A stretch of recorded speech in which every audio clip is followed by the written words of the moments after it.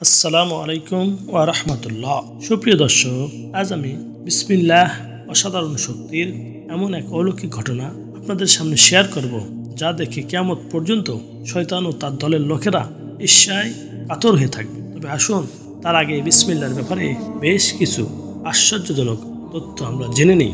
বিসমিল্লাহর মধ্যে 19টি অক্ষর আছে। জাহান্নামের জিম্মাদার ফেরেশতা 19 জন বিসমিল্লাহর 19টি অক্ষর 19 জন ফেরেশতা থেকে বাঁচার কারণ হয়ে যাবে। এজন্য বেশি করে বিসমিল্লাহ পড়ার অভ্যাস করা চাই। বিসমিল্লাহ এর মধ্যে 4টি শব্দ আছে এবং 4 ধরনের গুনাহ আছে। 1 নম্বর প্রকাশ্য গুনাহ, 2 নম্বর গোপনে গুনাহ, 3 নম্বর দিনের গুনাহ, 4 নম্বর রাতের গুনাহ। প্রত্যেকটি শব্দ গুনাহের কাফারা হবে। যখন কোনো বান্দা বিসমিল্লাহির রহমানির রহিম পড়ে, তখন শয়তান এরূপ গলে যায় যেভাবে সীসা আগুনে গলে যায়। স্বয়ং নবী করিম সাল্লাল্লাহু আলাইহি সাল্লাম বলেছেন, আমি বিসমিল্লাহ দ্বারা প্রত্যেক নবীদের ওপর মর্যাদাবান হয়েছি। তাফসিরে কাবিরে উল্লেখ আছে, হযরত খালিদ ইবনে ওয়ালিদ রাদিয়াল্লাহু আনহু বিপক্ষে শত্রুর যুদ্ধের ময়দানে অপেক্ষা করছিল। হযরত খালিদ ইবনে ওয়ালিদের ধর্মে সত্যতা পরীক্ষার জন্য বিষে ভরা একটি শিশি তাকে দেওয়া হলো। তিনি শিশির সম্পূর্ণ বিষ বিসমিল্লাহ পড়ে পান করেছেন, কিন্তু বিসমিল্লাহর বরকতে বিষের বিন্দু মাত্র প্রভাবও তার উপর পড়েনি। রোম সম্রাট একবার খলিফাতুল মুসলিমিন হযরত ওমর রাদিয়াল্লাহু আনহুর দরবারে তার মাথা ব্যথার কথা জানিয়ে প্রত্যেকবারের জন্য আবেদন করেছিল। হযরত ওমর রাদিয়াল্লাহু আনহু তাকে একটি টুপি প্রেরণ করেছিলেন। যতক্ষণ এই টুপি মাথায় থাকতো ততক্ষণ মাথা ব্যথা হতো না, কিন্তু যখন এই মাথা থেকে টুপি সরানো হতো সঙ্গে সঙ্গে মাথা ব্যথা শুরু হতো।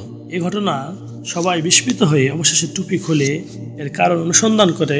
কারণ দেখা গেল যে তাতে শুধু বিসমিল্লাহ লিপিবদ্ধ রয়েছে। জাবের রাদিয়াল্লাহু আনহু থেকে বর্ণিত, তিনি নবী সাল্লাল্লাহু আলাইহি সাল্লামকে বলতে শুনেছেন, কোনো লোক তার ঘরে প্রবেশকালে এবং তার আহার গ্রহণকালে মহামহিম আল্লাহকে স্মরণ করলে শয়তান তার সাঙ্গপাঙ্গকে বলে, তোমরা রাত যাপনের স্থান ও রাতের আহার থেকে বঞ্চিত হলে। সে তার ঘরের প্রবেশকালে আল্লাহকে স্মরণ না করলে শয়তান বলে, তোমরা রাত কাটানোর জায়গা পেয়ে গেলে। সে তার আহারের গ্রহণকালে আল্লাহ তাআলাকে স্মরণ না করলে শয়তান বলে, তোমাদের রাত কাটানোর জায়গা এবং রাতের আহার উভয়ই ব্যবস্থা হয়ে গেল। সুতরাং ঘরে প্রবেশের সময় বিসমিল্লাহ বলে প্রবেশ করবে, তাহলে ঘরে শয়তান প্রবেশ করতে পারবে না। মুসলিম শরীফের হাদিসে বর্ণনায় রাসূলুল্লাহ সাল্লাল্লাহু আলাইহি সাল্লাম বলেছেন, যে খাদ্য বিসমিল্লাহ পড়া হয় না সে খাদ্য শয়তানের অংশ থাকে। রাসূলুল্লাহ সাল্লাল্লাহু আলাইহি সাল্লাম খাবারের মজলিসে জৈনিক সাহাবী বিসমিল্লাহ ব্যতীত খাওয়া শুরু করে। পরে যখন স্মরণ হয় তখন বলেন, বিসমিল্লাহি আওয়ালিহি ও আখিরিহি। এই অবস্থা দেখে হাসতে লাগলেন এবং বললেন, শয়তান যা কিছু খেয়েছিল তিনি সাহাবী বিসমিল্লাহ পড়ার পাঠ করার সাথে সাথে সঙ্গে সঙ্গে দাঁড়িয়ে সব বমি করে দিয়েছেন। তিরমিজি শরীফের হাদিস হযরত আলী রাদিয়াল্লাহু আনহু হতে বর্ণিত, কোনো ব্যক্তি যদি পায়খানায় প্রবেশকালে বিসমিল্লাহ পড়ে তবে জিন ও শয়তানের দৃষ্টি ওই ব্যক্তির গুপ্তাঙ্গ পর্যন্ত পৌঁছতে পারে না। সুতরাং আমাদের উচিত পায়খানায় প্রবেশে আগে বিসমিল্লাহি আল্লাহুম্মা ইন্নী আউযু বিকা মিনাল খুবসি ওয়াল খাবায়েস পড়ে তারপরে যাওয়া।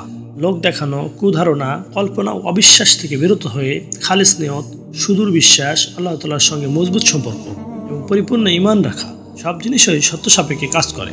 তো দ্রুব বিসমিল্লাহ আশ্চর্যজনক ফজিলত লাভ করতে হলে বিরত থাকা ও মেনে নেওয়া বিষয়গুলোর প্রতি যত্নশীল হওয়া উচিত। তবে হযরত খালিদ ইবনে ওয়ালিদ রাদিয়াল্লাহু তাআলা আনহুর মতো ইসলামের সভ্যতার জন্য বিষপানে ও বিষক্রিয়ার অন্ত হওয়ার বিন্দুমাত্র সন্দেহ ও সংশয়ের অবকাশ থাকবে না। আল্লাহ তাআলা সমগ্র মুসলিম উম্মাহকে হকের ওপর অটল ও অবিচল থাকার পাশাপাশি অন্যায় থেকে বিরত থাকা, গুরুত্ব ও ফজিলত লাভের তৌফিক দান করুন। আমিন।